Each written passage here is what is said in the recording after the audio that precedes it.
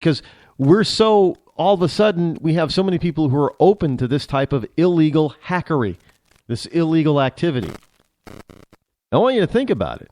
What if, you know what it's like.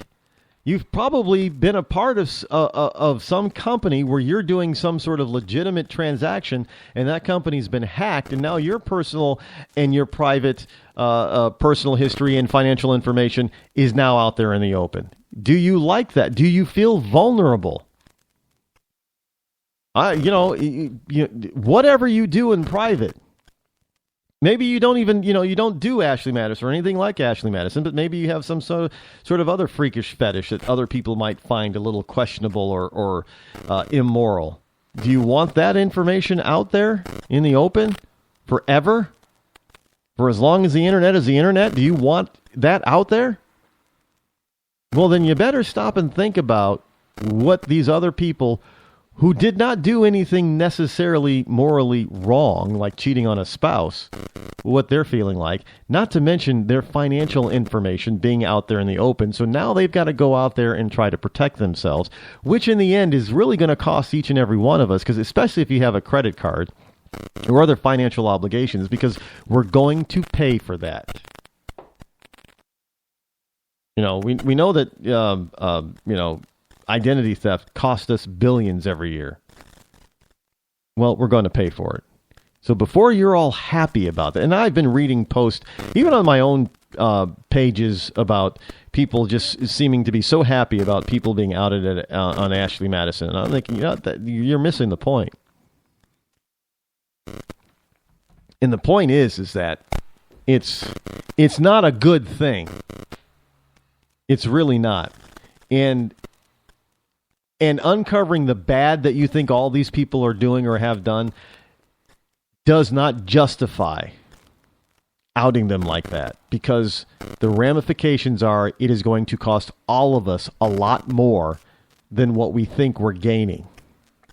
And that is a price that I am not willing to pay, but I'm going to have to pay it anyway. And you are too. I'm done with the Ashley Madison thing. I'm done with it. It was nothing more than a blackmail inquisition of the owners of Ashley Madison. And let me tell you something, it was more than just shutting the site down. I guarantee you that as this thing progresses, you will probably find out that there were some sort of financial or other types of demands made on the company that owns Ashley Madison, or people from Ashley Madison, or some certain members of Ashley Madison that everybody refused.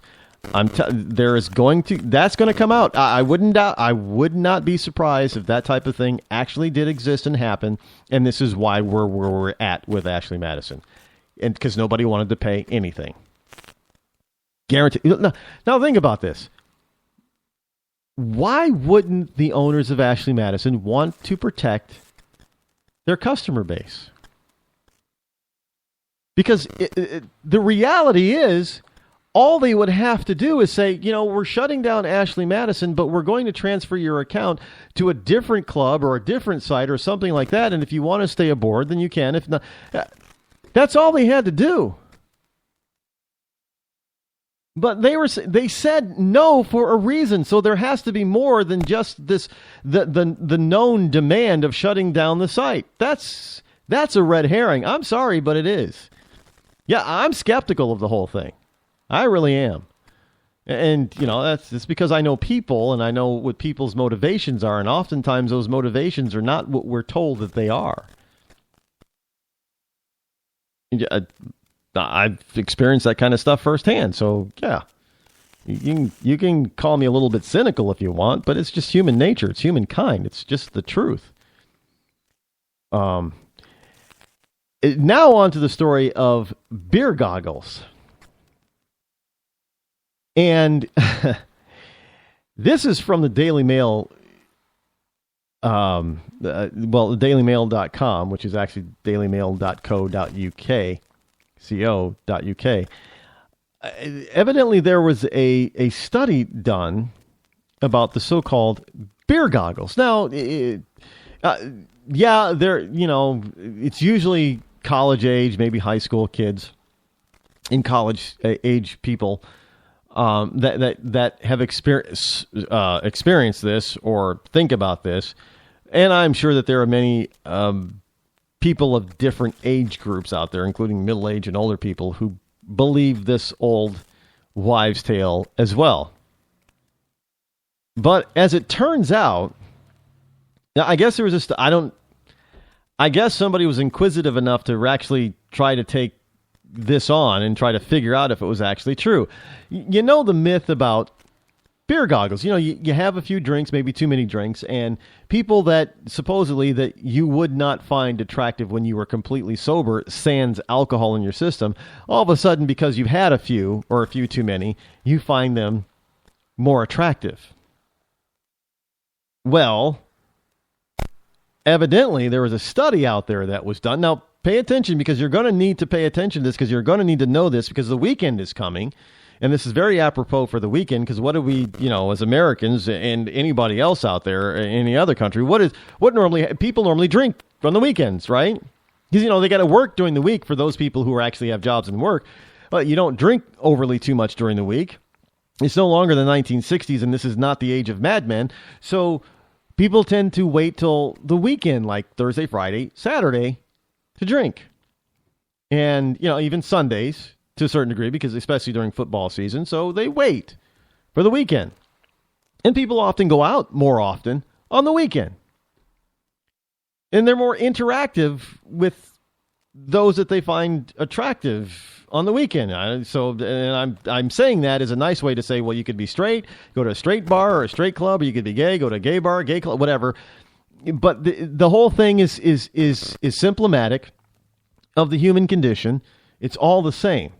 This study, evidently there's a debate about this study, but this study says that alcohol doesn't make people seem more attractive. So beer goggles is an urban legend.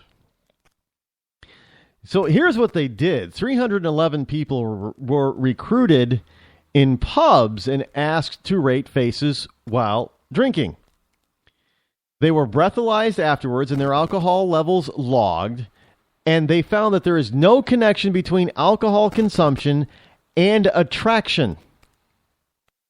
Now, the study directly contradicts a similar study conducted by the same group and published last year. Now, people often report finding others more attractive after a drink or two or five, but there's an ongoing debate about whether the so-called beer goggles effect is real. Now, the latest study on the subject has found no connection between alcohol consumption and perceived attractiveness. So, in other words, that woman that you say is not very attractive, but you tell your buddies, well, I had beer goggles, because you went home with her, and they know that you had like 7 or 10 beers. And they say, yeah, we got it, bro. You had beer goggles. No big deal. That's actually a lie or a myth. Either you did find the person attractive enough or you were just desperate and felt that that's the only thing that you could get. Yeah, I'm not making this up, folks. And you're probably, see, this is why Ashley Madison is so big, Rod, because people can do that in the privacy of their home. They're not out there in the open in some club and trying to pretend like they're the man or something, for guys, and they're the badass lady, and that kind of. Look, and the same thing, it's not just guys. So don't get me wrong. The study basically was saying this, it's equal. You ladies out there who think that if you have, a couple of beers or martinis or whatever ladies drink, that guy that you say is not attractive to your group of friends, and all of a sudden you've had, a few too many, and you go home with them, and you say, well, you wake up the next morning and you call your girlfriend and say, oh, yeah, I guess I woke up and, wow, I realized I had beer goggles last night. Huh? No, you didn't. According to the study, you didn't. But it's a convenient excuse. No, look, we were all young. I did the club scene. I know what it's like, and you have to how should I put this? You have to be able to save face with your buddies, right? Whether you're in a group of girls and you have female buddies, or you're a group of guys, you have male buddies, you still have to save face. And the only way to save face after such an encounter like that is to say, well, yeah, because I was drinking too much. I wouldn't have done it if I was sober. Which, really, according to the study, is a lie. No. So when you're out this weekend and you're imbibing in alcoholic beverages and you're having a good time and you're with a bunch of friends, or even if you're by yourself and don't be a Barney Stinson. Well, I guess be a I don't ever think Barney Stinson ever did he. I'm not a huge. I've watched most of the episodes of How I Met Your Mother, but and the bro code and that kind of stuff. I get it, got it. But I am not such a huge fan that I can name every single Barney Stinson conquest. Did he ever use the excuse of beer goggles? He may have. I don't know. I know he's a fictional character played by a gay man. I get it, but it's still the same thing still applies. So I don't know if Barney, because Barney's straight, whether or not, Neil Patrick Harris is straight or not is irrelevant. Barney Stinson was straight, and he was, like the Fonz getting up. Did the Fonz from Happy Days ever have beer goggles? I don't think that was ever used as an excuse. I haven't seen every episode of Happy Days, but I don't, was that ever used? I don't know. However, the story continues. The latest study on the subject has found no connection between alcohol consumption and perceived attractiveness, but it contradicts previous research carried out by the same group. However, and you can't, if you're going to believe in studies like this, then you're going to have to accept the findings of it. Now, the experts found no connection between alcohol consumption and perceived attractiveness, suggesting there's no such thing as beer goggles. Now, despite contracting their previous work, the team said their study is significant because of the unusual way the research was conducted in the pub with real revelers, real drinkers, as opposed to a laboratory. So, God forbid you're out there, in a laboratory, but God forbid you're out there in the real world seeing how real people react to other real people doing real people things, like in this particular case, drinking alcohol, and how people react to other people and their attractiveness when drinking alcohol, and does it change at all, and does that increase promiscuity if they've been drinking? And the answer, according to these people in this preliminary study, is no. Beer goggles are a myth. It gives you a convenient excuse to get away with something you wanted to do in the first place. Have fun out there, folks, and be careful. That sound means that we are out of time for tonight and this week, so we'll be back here on Monday. Have a great weekend. Be safe, folks. I'm Rod Eccles. This has been the Rod Eccles Show. I'm out.